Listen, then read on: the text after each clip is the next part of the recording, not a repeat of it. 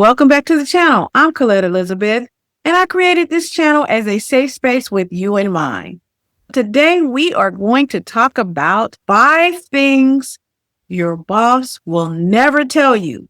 And if you wait until the end, I have a bonus. You'll see me looking down because I am looking at my notes. Now, those of you who have been following the channel for a while, you know that I was in management for several decades. I managed, trained, coached, and mentored managers. So the things that I'm going to tell you don't all apply to me, but I've seen it happen, and other people who are in management, supervision, or leadership will tell you that it happens as well if they're honest. Let's get started. So 5 things your boss or supervisor or manager will never tell you. The first thing that they will never tell you, I'm going to say this with a caveat. They are not spying on your social media accounts. I will repeat. In many cases, it is not your boss, supervisor, or manager spying on your social media accounts. Some people wonder, well, how do they know this and that? What your boss, manager, or supervisor will never tell you is your work friend is giving them information about your personal life. And that is how many managers, supervisors, and bosses find out that you weren't sick that Tuesday before last. You were actually at Disneyland. Okay. I have been in management before I retired for a long time. And let me tell you something. Managers who are actually working, supervisors who are actually working, they don't have time. Now, again, I'm not going to say some managers and supervisors don't spy. Some of them do. But what I will say is a lot of the information that we as managers and supervisors receive come from your work friends. So you need to check that out. Just because somebody is smiling in your face does not mean that person is your friend.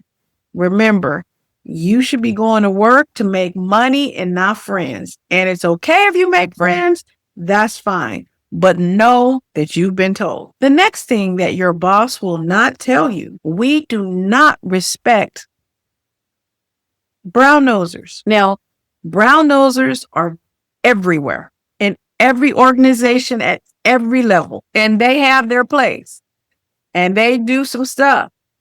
And the leaders and bosses will listen to what they have to say. But no, brown nosers are not respected. We do not respect brown nosers because we know if we're wise, like my mom told me, a dog that brings a bone is going to take a bone. So a lot of times, brown nosers are also the bone carriers. Those are the people in the organizations, though they may not be in the mess, they tend to start the mess. They're the gossipers. Brown nosers tend to give information as a quick pro quo. They think I have an in with the boss if I give this information on this employee. And sometimes they do get rewarded. Okay. On the surface. Yes. I'm not going to lie about that. But no, brown nosers aren't respected by managers. The next thing that your manager will not tell you, in many cases, you know more than them. Okay.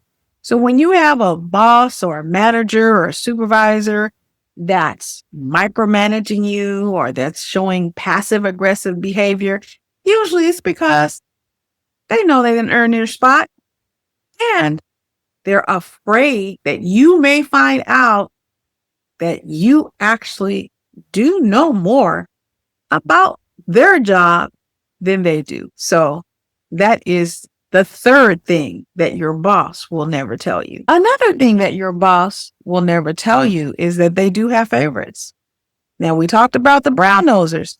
Brown nosers, it's a transactional relationship. With favorites, it's just somebody that the boss favors. They like that person and they like the person better than they like you. So favorites, they're called in some cases the in crowd or the in group. We remember in high school, there was that group of people who were in the in group. Well, A lot of your bosses have created those in groups at work.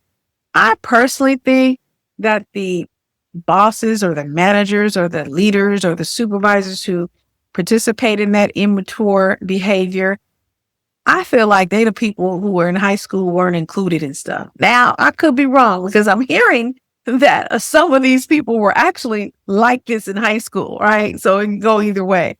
But at any rate, many of these bosses, they create these in groups, and these people, they do get special privileges, they get promotions, and a lot of times they don't have to do anything. They're just a favorite. It's kind of like how you have a favorite, I don't know, toy. They play with that toy all the time. So this boss, they have a favorite employee. Sometimes the employee is related to them. Sometimes the employee is related to somebody that they know. Sometimes the person just is somebody that they wish they could be like. Sometimes they just want to ingratiate themselves with somebody who they admire. It could be any number of reasons, but know that your boss has a favorite. And if you don't know who it is, you're not the favorite. Okay. So I said I had a bonus one, and I think I may give 2 bonus ones. The next thing that your boss will never tell you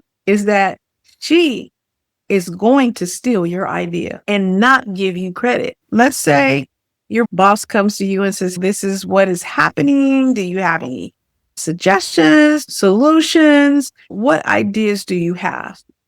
In many cases, the boss will take your idea, present it as her own, not give you credit, not mention you. You won't be able to pass, go, or collect $200, but she will on your idea. So know that happens. Bosses do that. Many of them do.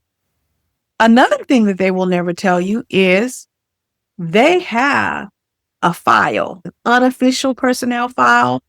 Some workplaces call it a drop file because they just drop little notes and things in it. Some call it a supervisor's working file, but there is another file on you that your boss has. Now, in this file, they have all kind of stuff. Some of the stuff that's in the file is okay to be there, but some of it shouldn't be there. For example, there should never be any medical information in your supervisor's file, but there might be. There should never be any information in there with your personal information like your social security number, but it may be. Okay. And know that when these supervisors have these files, they discuss the information with other people in the organization. So they tell people, just know that. And I'm not telling you this to make you paranoid. I just want you to be aware that they have a file on you. And you can ask to see the file. I know people say, I have a right to see the file and I want to see the file. Oh yeah, they're going to show you the file.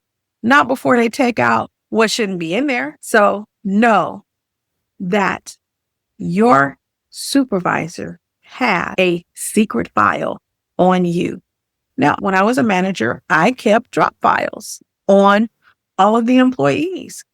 But in the drop file that I kept, I put like if a person got a compliment from a customer or from another employee, I dropped that in the file. That's why sometimes that's called a drop file. I drop the good stuff in there too, because I always want to make sure, and I train the managers that reported to me to make sure to acknowledge the good things that employees do and let them know that they are appreciated. We don't want the drop file, or I didn't want the drop file to just have all this negative stuff. I didn't want that. I think that's ridiculous. We want people to have a balanced picture of how other people see them.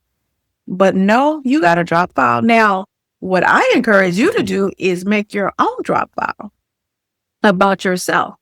So if you were on a project and that project was a success and something was written up about that project, maybe you have a company newsletter or newspaper or website, and they said something about the efforts and the results of this team or task force or project, print that out and put that in your own drop file.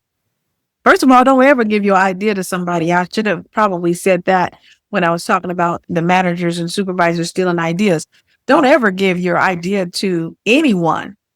Hard copy. Email it to the person, blind copy yourself, a file that's not even connected to the job. So you could have a file, maybe a Gmail account that's Colette documentation at gmail.com. So if your name is Jane documentation at gmail.com, blind copy that email every time you send an idea in. That has the date stamp, when it was put in, the time, everything. Then if that idea is used and you are not provided the credit, then you have some proof of what you gave to somebody. And the reason why I say that is because some jobs or companies, organizations, they do pay you if you come up with a idea that they use. I've had an administrator take my idea and present it as her own at a training that she had, and she presented it as a project and then rolled it out to the agency that I worked at like it was her idea when she had gotten it from me. So protect your ideas. So I just wanted to share some of the things that managers will never tell you, but they happen. If you want me to do an additional video about some more things that your boss will never tell you, put it in the comments below, and I'll do another video of some more things that your boss will never tell you, because there's a lot of stuff going on behind the scenes that you don't see and that you don't know about. And guess what? They'll never tell you. So if you enjoyed this video, give it a thumbs up. It tells the YouTube algorithm that you enjoy the content. If you have not done so already, please consider subscribing to the channel.